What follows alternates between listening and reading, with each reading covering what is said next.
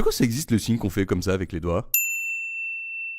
Certes, les dauphins sont des animaux très majestueux, mais ils ont aussi un certain nombre de défauts assez pesants. 1. Ils sont incapables d'avoir une conversation constructive.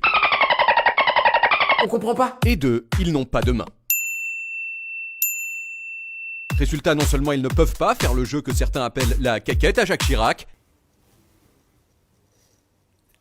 et surtout, ils sont incapables de produire tous les signes qui permettent de communiquer sans parler. Pour dire par exemple « Super, mof, je t'aime, j'adore le nazisme. » Pardon. Et bien sûr, « Je suis content pour une raison indéterminée. » Ce signe, on l'appelle souvent le V de la victoire. C'était le signe préféré de Jacques Chirac, de Richard Nixon et de plein de hippies qui fumaient le shit. Mais c'est aussi depuis quelques années le signe favori des touristes asiatiques du monde entier.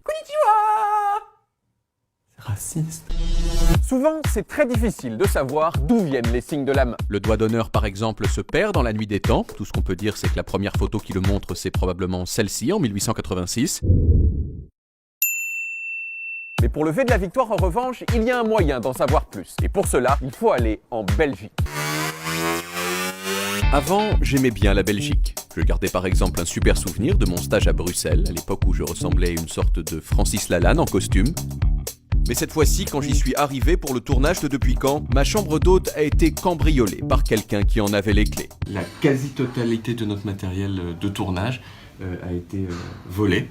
Du coup, je sais pas, j'ai moins les Belges, tout à coup. J'ai vécu tout cela comme une humiliation et une défaite, alors je suis allé me recueillir pas très loin de là, sur les lieux d'une autre défaite, Waterloo. J'ai contemplé cette plaine morne où il y a 200 ans Napoléon a perdu sa dernière bataille, et pour passer ma colère, j'y ai fait à moi tout seul une charge d'infanterie. En imaginant à la fois le fantôme des ennemis de la France et ce gros fils de pute qui m'a cambriolé.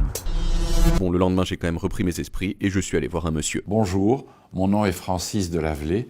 Je suis petit-neveu de la personne qui a inventé ce signe qui est devenu célèbre. Le grand-oncle de Francis de Lavelay, c'est Victor de Lavelay. Un homme très élégant, mais avec un sourire terrifiant. En 1940, lorsque les Allemands défoncent la Belgique, Victor part à Londres pour résister, et comme il parle super bien, il devient journaliste à la BBC. Chaque jour, il prononce de petits discours pour encourager les Belges à dire fuck au nazisme. Et le 14 janvier 1941, il a une idée. Je propose comme signe de ralliement la lettre V. Pourquoi? Parce que V, c'est la première lettre de victoire en français et de Vrijheid, liberté en flamand. L'idée de Lavelay a immédiatement un succès de dingue. Churchill la reprend direct et les gens commencent à faire le V de la victoire partout, avec les doigts, à la craie et même avec du son. Quelqu'un a eu l'intelligence de rapprocher cette lettre du signe en morse. Pour faire le V, c'est 3 points barre. Les 4 premières notes de la 5e symphonie de Beethoven.